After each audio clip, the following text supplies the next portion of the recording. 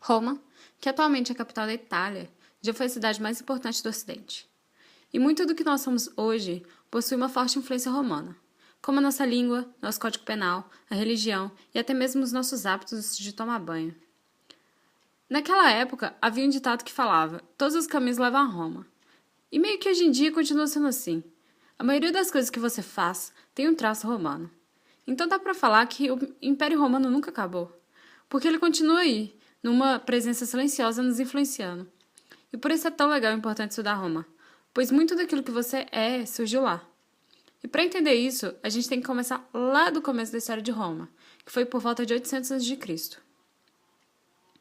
Bem, antes de ser um império e tudo mais, Roma era uma vila agrícola, que cresceu um pouco e virou uma cidade, e cresceu mais um pouco e virou uma cidade-estado.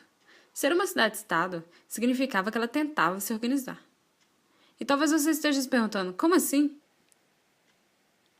Bem, na região da cidade haviam leis e instituições, fórum para decidir as leis e para cumpri-las, mais ou menos como é o Brasil hoje, só que comprimido numa cidade só. E o sistema político adotado nessa época era a monarquia.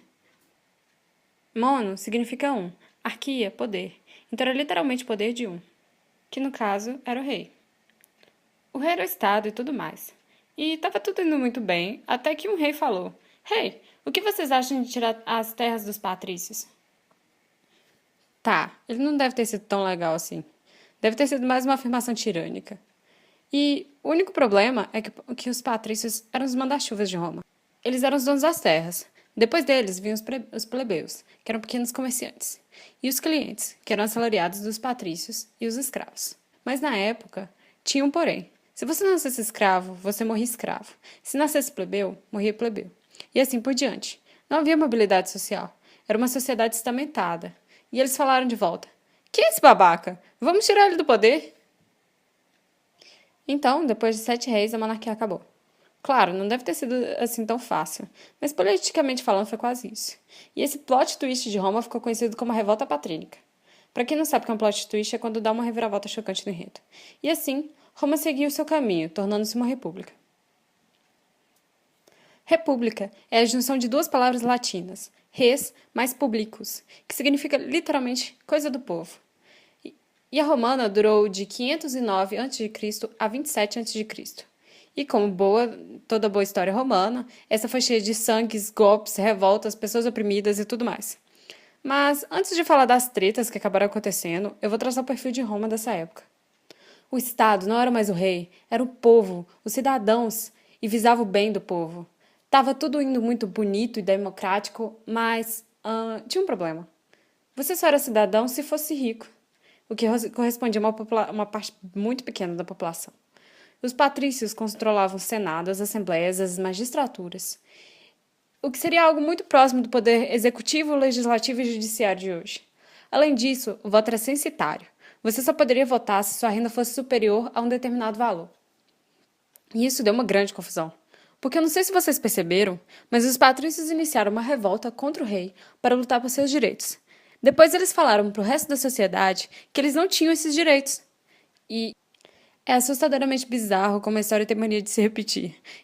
Eu acabei de explicar a Revolução Francesa, mas isso é assunto para outra hora.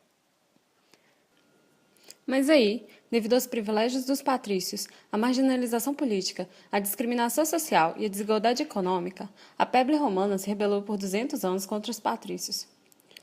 Não seguidos como a Guerra dos 100 Anos da França contra a Inglaterra, foram períodos de lutas picados. E nesse período, os patrícios fizeram uso da política do pão e circo para tentar reduzir a revolta popular, que era dar comida e entretenimento para o povo. Mas de todas as revoltas, você só precisa saber de 5. A primeira foi em 493 a.C.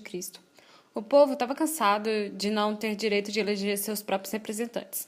Aí eles se juntaram e todo mundo saiu da cidade. E só voltaram quando obtiveram isso. Esses magistrados ficaram conhecidos como tribuno da plebe. Eles podiam vetar ou suspender atos de magistrados ou decisões do Senado que viessem a prejudicar os interesses dos plebeus. E esse acontecimento é conhecido como a Revolta do Monte Sagrado. A segunda aconteceu em 450 a.C., que foi a criação da Lei das 12 Tábuas. Nela, eles obtiveram a igualdade jurídica. e as leis, que eram orais, se tornaram escritas, e seriam aplicadas a ambas as classes. A terceira foi em 445 a.C., a lei da Canuleia, que dava a igualdade civil ao autorizar o casamento de patrícios e plebeus. A quarta foi em 367 a.C., a lei da Licínia, que dava igualdade política ao reconhecer plebeus o direito de eleger seus representantes para diversas magistraturas. A quinta foi em 326 a.C., que colocou fim da escravidão por dívidas. Só que o fim da escravidão por dívidas gerou um grande problema para a época, que era como obter mais escravos. E alguém falou: já sei! Vamos expandir nossos territórios. Os prisioneiros de guerra viram nossos escravos. E foi assim que eles fizeram isso.